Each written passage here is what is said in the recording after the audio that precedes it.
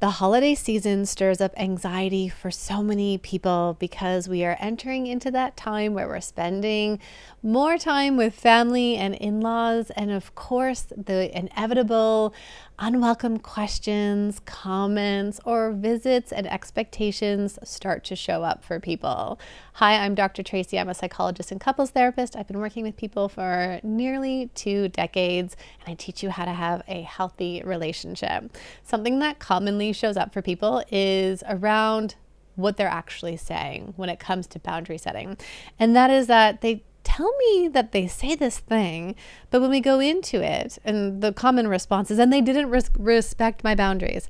And the common response is that they're actually making a request. So before we go further, and be sure to stay with me until the end, because I'm going to leave you with my go-to statement to help you set a respectful boundary with the people in your life so that you can feel less stress this holiday season. But before we go forward, let's define what a boundary actually is. A boundary is about sharing what you will or will not do, and it asks the other person to do nothing. And so when you say to somebody, I don't want you to ask me about my parenting choices, that's a request. It's not a boundary. But a boundary sounds like, I appreciate that you are curious about our choices. This is not something that I'm willing to talk about. Notice that it is firm, it is clear, it is simple. And I also know that for people who tend to really tap into that people pleasing, that saying something like that can feel incredibly challenging. When it comes to boundaries, I like to use the analogy of a fence. So somebody with porous boundaries, this is someone who says yes when they really mean no. This is somebody who questions what it is that they want to need. They abandon themselves.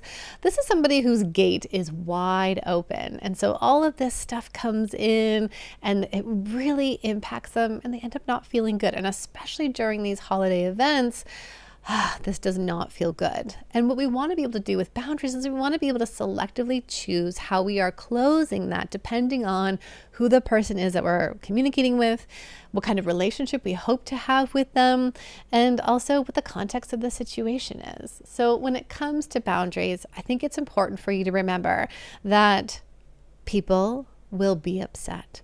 And that doesn't mean that your boundary is wrong. It doesn't mean that it's bad. It means that when you set limits and you change, other people don't necessarily like that. So for many people over the holiday season, sometimes it is the unannounced visit. It's the expectation that you will be at all of these events on their terms, or maybe it's the uninvited parenting comment. And one of the best things that you can do is to prepare yourself for these moments and to practice what that boundary is going to sound like. Here's something that I want you to remember. People are consistent and predictable. If your mother-in-law has made that guilt-tripping comment before about you not spending enough time with them, likely she's going to make it again. If another family member does the thing about the hug and whatever that looks like, it's likely going to happen again. Let's talk about 3 things to help you set boundaries this holiday season.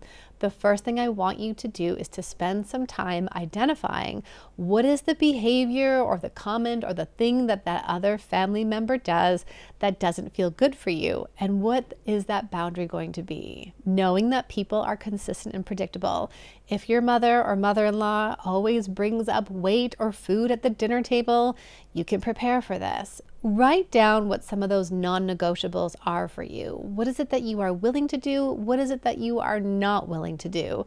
Once you've identified those non-negotiable moments for you, I think it's important for you and your partner to talk about who is actually going to communicate this and what does that actually look like? Is it going to be in the heat of the moment or not? And this all, again, depends on how the family is structured and what things are happening. Many people tell me that as a daughter-in-law, they feel like an outsider to their husband's family.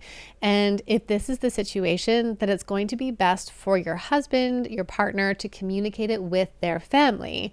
And this is to protect your union and so that it comes comes from him to his family. If you feel like an outsider, or you're made to be the scapegoat, or you are being blamed, then it's going to be more helpful to come from him. And what's important though is that when we express boundaries, we don't divide people. We don't say something like, oh yeah, Tracy doesn't want to come for dinner on Sunday nights, so we're just not going to go for dinner. We want to present ourselves as a united front. And now that you are a couple, it is your chosen family, and you need to help your family of origin, so your parents, understand that it's a we, and to not let them divide, because that division then ends up creating more conflict between all members of this dynamic. Once you've already decided what the boundary looks like, then you're going to think about, how am I going to communicate something? There are moments, especially when it comes to safety with our children, that communication is not going to include all of these steps. So for example, if your child has been put in the high chair and a grandparent didn't clip the safety clips in and they're about to roll out, you're not going to say, oh, I know you're such a good grandparent, thank you so much for all you do for us, but oh my goodness, don't forget to buckle up those things. You're going to move over and say, buckles always, or we always put the buckles on. So we're stating it clearly. Or if food has been given and it's a choking hazard, you're going to step over and we'll say, we slice up the grapes, right? So that is something that you indicate that we do to keep our child safe. In other situations, though, we always want to start by expressing some kind of empathy for the other person. Empathy for who they are, how they contribute, what their intentions were. And that can sound like, I know you are a loving grandparent, or I know how much you care about us and how things are going, or I know you love spending time with us. When we express empathy first, we lower the other person's defensiveness. Now, the next thing we want to express is to be clear, concise, and firm about what we need to happen. Remember the example earlier where I said we make requests by saying, don't ask me about parenting decisions? We're going to completely rephrase that. And what we'll say is, I appreciate your concern about what we're doing as parents. This is not a conversation that I want to have with you. You might also express something like, this isn't something that I'm open to discussion, or I feel overwhelmed by advice that's already been given to me. You can leave it there, or you can add in what it is that you need moving forward. And you might say something like, with regards to parenting advice, you might say, we get so much advice, and if you feel this advice is important, we can find a time to sit down together and talk about it. Otherwise, giving it like this in this moment isn't really helpful for us, and we need you to stop. If we're talking about unexpected visits, instead of letting them in, which gives permission to them to continue to come over unannounced, you keep them outside and you say, we have plans already. I know how excited you are to be over here and to visit. Next time, why don't we get on a phone call and plan out our weeks together? The hang up with boundaries is really what comes into the third thing that I want you to start considering around setting boundaries with in-laws or family members.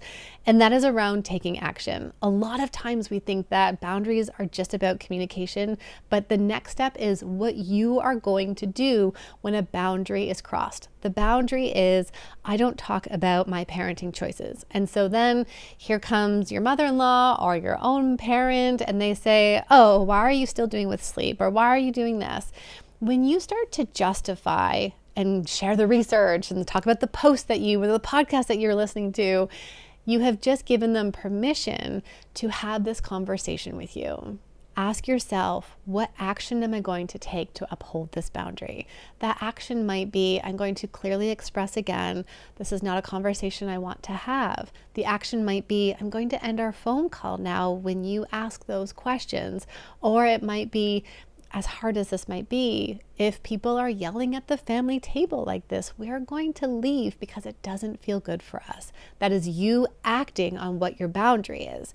And I think this really puts you in a position of having agency and power, which we all need in our relationships, because it says, I have a choice when my boundary is crossed. So remember that when it comes to the boundary piece and expressing, it's not your job to justify and to over-explain. And actually, when you add in more information, it starts to water down what the boundary is, and it gives them permission to argue with you further.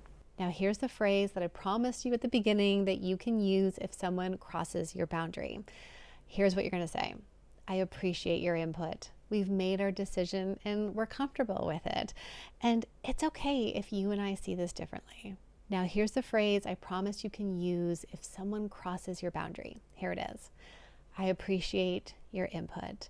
We've made our decision and we're comfortable with it. It's okay if you and I view this differently. Notice I don't say thank you. Notice I don't say sorry, because these are things that are not true. This phrase is firm, respectful, simple, clear, and concise, and signals that I have a line here and I'm not going further beyond it. I want you to remember this. When you set boundaries, be prepared for other people to be upset. If someone is upset about your boundary, it doesn't make it wrong. It means that you are changing the dynamic, and that's really hard for somebody else, but it doesn't make you wrong. All right, one last piece around boundaries and family. Remember that it is okay to say no and to set limits around your time and energy. I want you to imagine that you have this fence and you get to close it up at times when you need to protect and look after yourself. If you found this video helpful, don't forget to subscribe and hit the like button. And I'd love to hear from you in the comments. What's one boundary you are working on setting this holiday season?